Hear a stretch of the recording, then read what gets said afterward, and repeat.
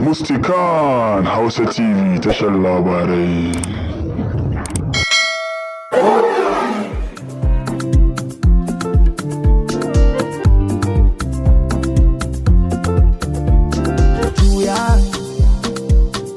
Kalli rawar da nake kyakkyawa ce ke kauna zan baki. Juya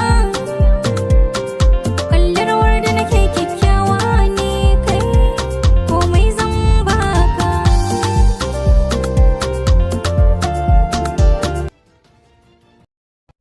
Wannan wakar Umar MB kenan kuka saurara, wanda suka rera ta tare da shahararren mawaƙiyan nan wato Khairat Abdullahi.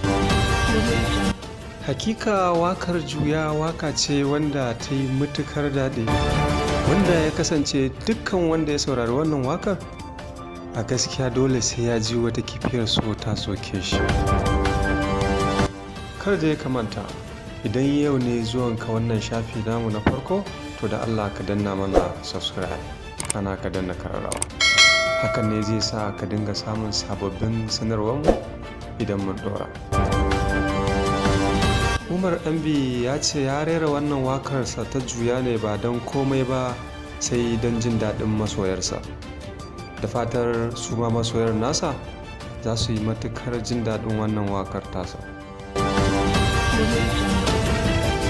Hakika tun farkon shigowarmu wannan shekara ta 2023 Umar MB bai saki wani sabuwar waka ba,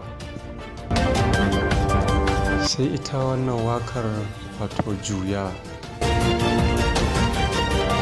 Hakika wakar Juya waka ce da aka yi amfani da kalamai na musamman,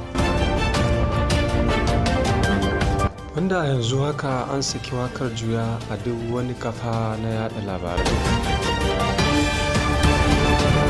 kamar su YouTube, SoundCloud, Audiomack, Podpie da dukkan dai wani kafa da ake sakan labarai.